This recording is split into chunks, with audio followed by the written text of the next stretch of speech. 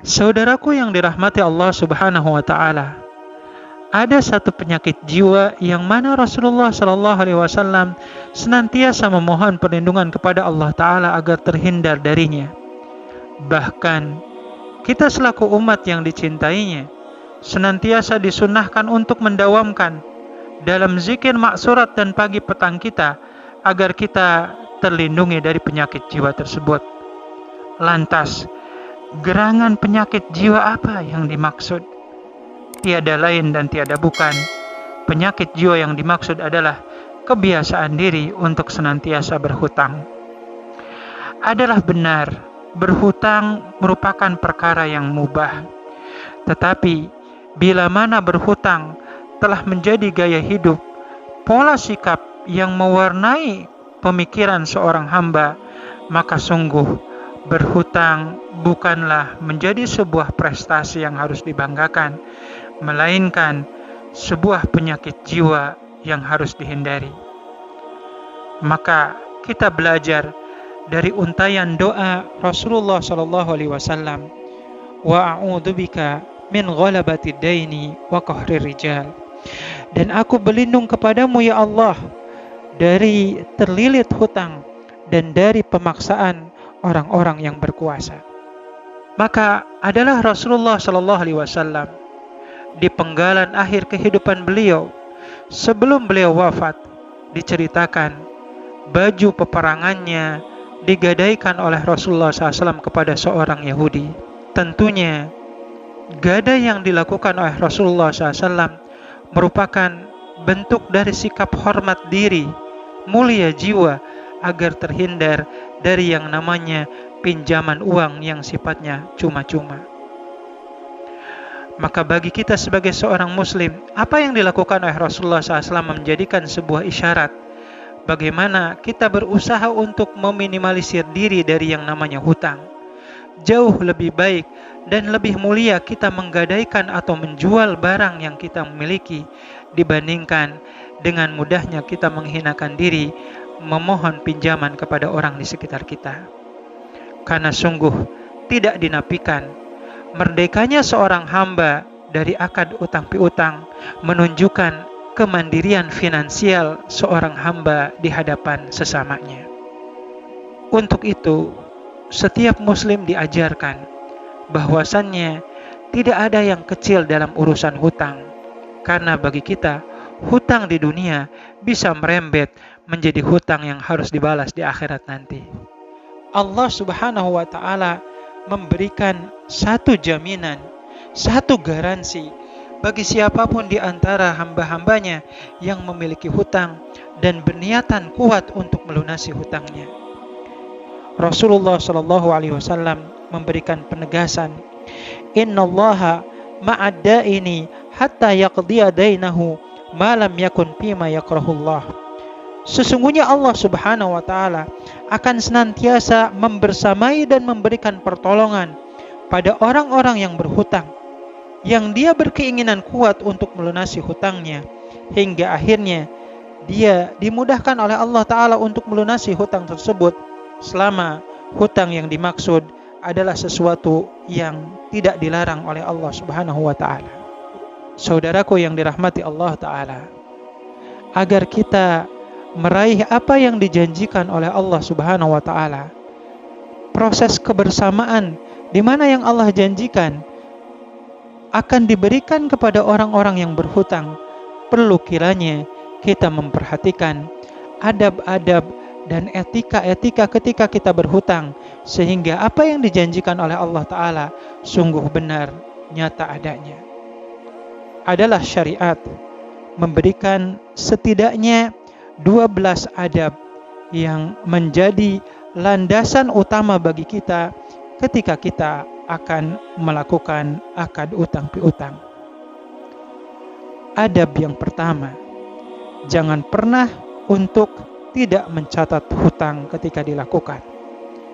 Allah Ta'ala berfirman, A'udzubillahi minasyaitonir rajim. Bismillahirrahmanirrahim. Ya ayyuhalladzina amanu idza tadayantum bidainin ila ajalin musamman faktubuh. Wahai kalian orang-orang yang beriman, Apabila kalian bermuamalah dengan tidak secara tunai atau berhutang untuk waktu yang telah ditentukan, maka hendaklah kalian menulisnya. Adab yang kedua, jangan pernah berhutang dengan niatan untuk tidak melunasinya. Rasulullah SAW memberikan ancaman, ayyuma rajulin yadayyanu dainan wa huwa mujmi'un alla yuwaffiyahu iyyahu laqiyallaha sariqan. Siapa orang yang berhutang lalu kemudian dia berniat untuk tidak melunasinya, maka kelak dia akan bertemu dengan Allah Subhanahu wa taala di hari kiamat nanti dengan menyandang status sebagai seorang pencuri. Adab yang ketiga, hendaklah kita memiliki rasa takut ketika kita tidak bisa membayar hutang kita.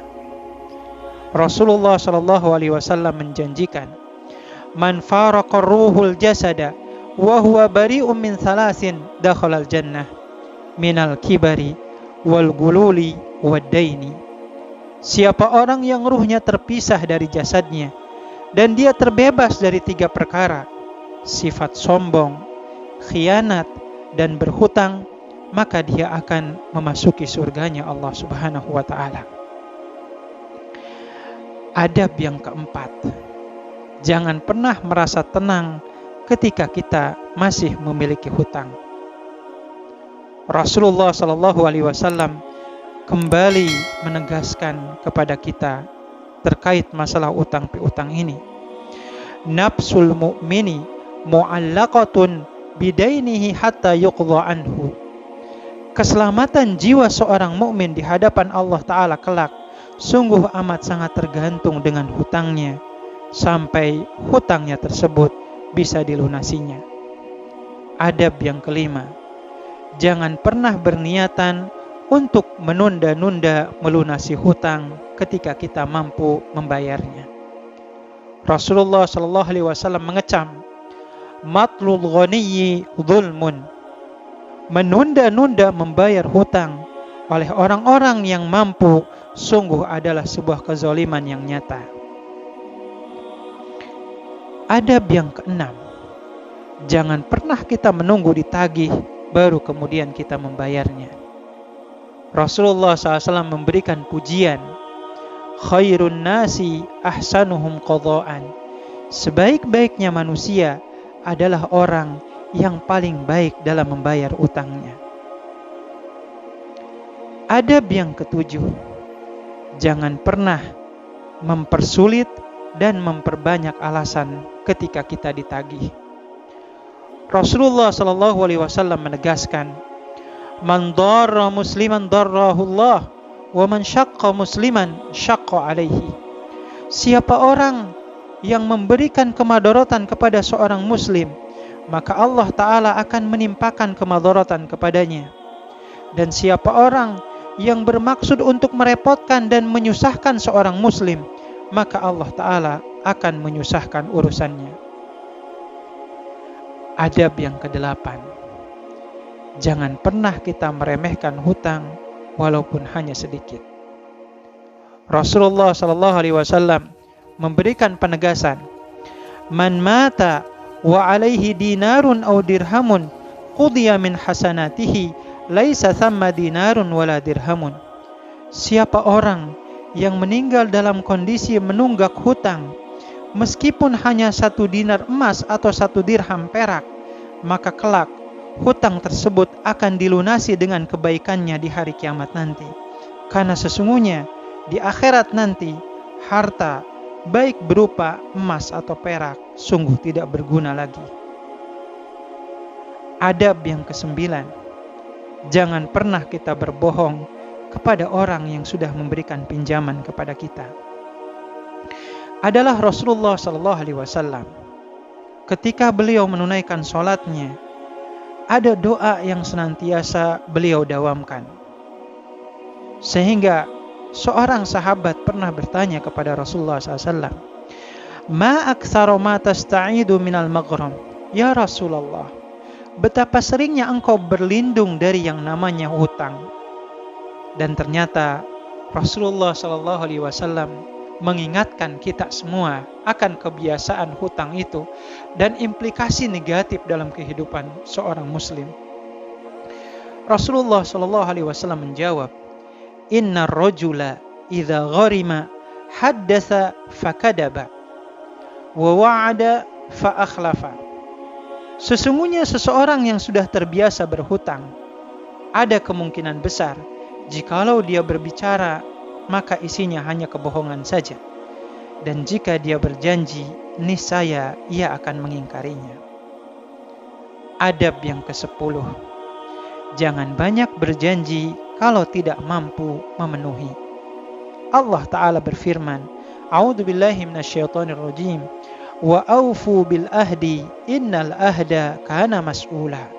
Dan penuhilah janji-janji kalian, karena sesungguhnya janji itu pasti akan diminta pertanggungjawabannya di hadapan Allah Ta'ala kelak.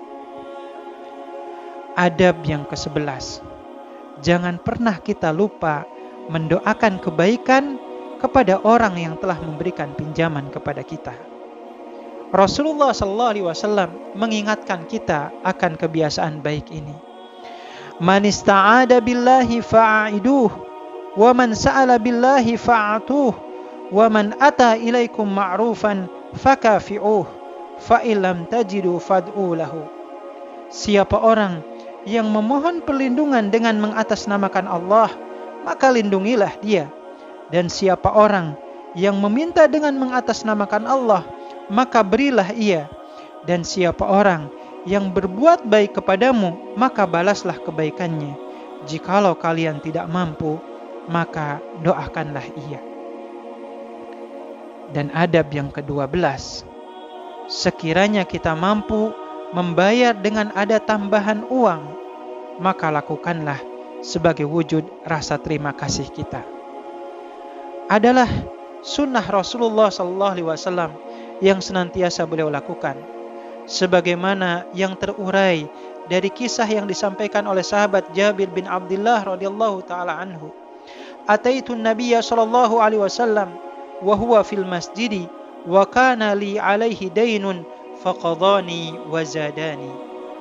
Aku mendatangi Nabi Muhammad sallallahu alaihi wasallam di masjid, sedangkan saat itu beliau memiliki hutang kepadaku. Lantas beliau membayarkannya, bahkan menambahkannya. Maka inilah 12 poin dari adab ketika kita berhutang. Sehingga ketika kita memperhatikan adab-adab yang dimaksud, maka insya Allah janji Allah Ta'ala akan senantiasa membersamai dan menolong orang yang berhutang. Sungguh pasti adanya. Oleh karenanya, hendaklah setiap pribadi kita menjaga komitmen ucapan kita, menjaga komitmen janji kita, sehingga kita terhindar dari sosok pribadi manusia yang hanya bisa memelas ketika meminjam, tetapi malas ketika membayar.